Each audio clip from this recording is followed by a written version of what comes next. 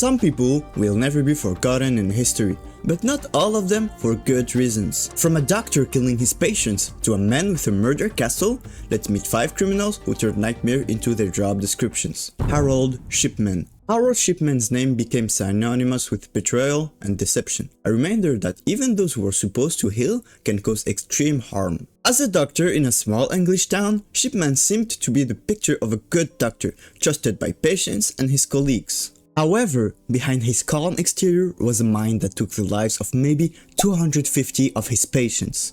His weapon of choice wasn't a knife or a gun, but morphine, a drug he gave to his patients because it was their medical treatment.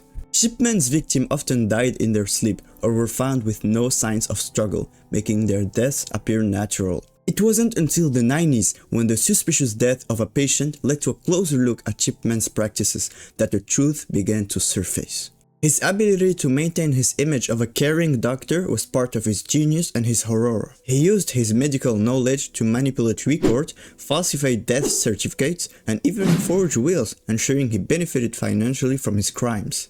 His arrest shocked the medical community and left an entire country in disbelief. Despite being convicted of 15 murders, many believe Shipman's true murder count will never be known. He was sentenced to life imprisonment, but his suicide in 2004 left the final chapter of his twisted story unfinished. Jim Jones. Jim Jones was the charismatic and manipulative leader of the People's Temple, a cult that promised its followers a utopia of equality and peace. Jones initially gained a following by preaching messages of social justice and racial integration, attracting a diverse group of people. He presented himself as a messianic figure, able to heal the sick and perform miracles, gaining the trust and loyalty from his followers. However, behind his caring face, Jones was a tyrant who controlled every aspect of his followers' life. Like the 70s, he had moved his group to Guyana, where he established a place known as Jonestown. What was promised as a sanctuary quickly became a prison, with Jones imposing strict discipline and manipulating his followers through fear, isolation, and paranoia. In 1978, after a United States Congressman, Leo Ryan, attempted to visit Jonestown to investigate reports of abuse, Jones saw his control slipping. In a final act of madness, he orchestrated the mass murder of over 900 of his followers by pursuing them to drink cyanide-laced Kool-Aid, a crazy act that is known as the Jonestown Massacre.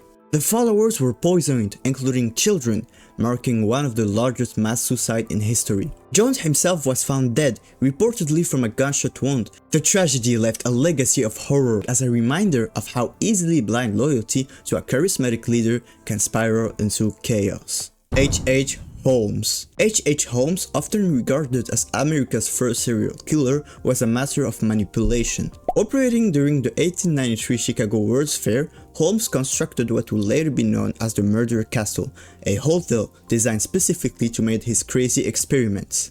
The building was a labyrinth of hidden passageways, soundproof rooms, trapdoors, and even gas chambers, creating a trapped maze where victims could vanish without a trace. Holmes lured his victims with promises of employment or a place to stay. Once inside his hotel, they were subjected to unspeakable horrors. Some were suffocated, others tortured, and many were simply never seen again.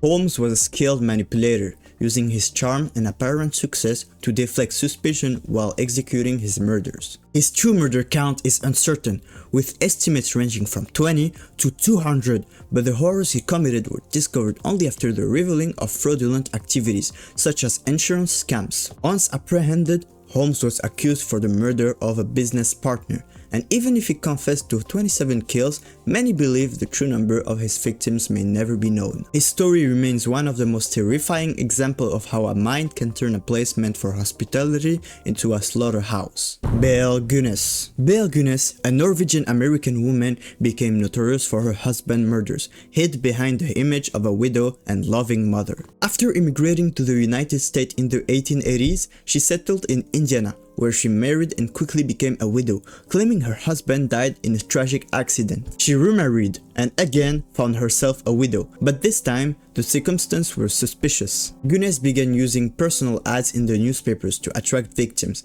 promising marriage and financial stability. Those who answered her ads were lured to her farm, where they were brutally murdered.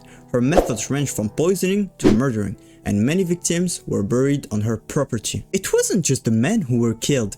Gunness's own children were murdered as well, as a way to eliminate any potential witnesses. She collected insurance money from each death, amassing a small fortune. Her murders was revealed after a fire destroyed her farm in 1908. Investigators discovered more than 40 bodies buried on her property. Some even suspected that Gunness faked her own death, disappearing with the money from her killings. Her ability to manipulate and destroy those who trusted her makes her one of the most infamous serial killers in American history. Whether she truly escaped justice or perished in the fire remains a mystery, but her horrifying action continued to haunt the history of crime. Pedro Rodrigues. Pedro Rodrigues Filho, known as Pedrinho Matador, is one of Brazil's most notorious serial killers, whose actions were driven by a distorted sense of justice. By the time he was 18, Filho had already committed 10 murders in his native Brazil, but this was only the beginning of his killings. Over the course of several decades,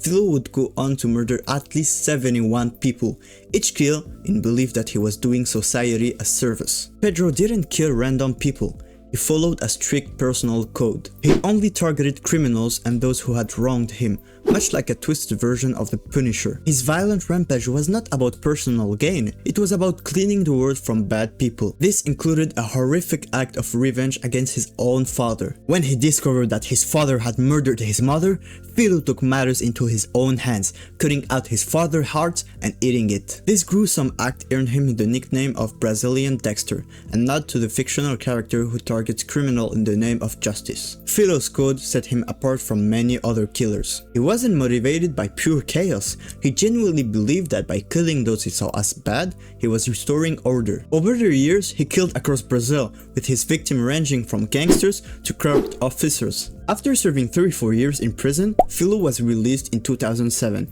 and he attempted to reinvent himself as an anti-crime crusader. His story ended abruptly in 2023, when he was gunned down by an enemy. His legacy is a dark reminder of how vengeance and a twisted moral code can lead to a lifetime of violence. These individuals were driven by their own twisted motives, with action that left a lasting impact of fear. Their paths were marked by violence, showing how dangerous unchecked impulse and distorted beliefs can be. So, the next time you see your doctor, or go to a hotel, just check a second time to be sure. If you like this video, don't forget to like and subscribe. I was told it brings protection against criminals.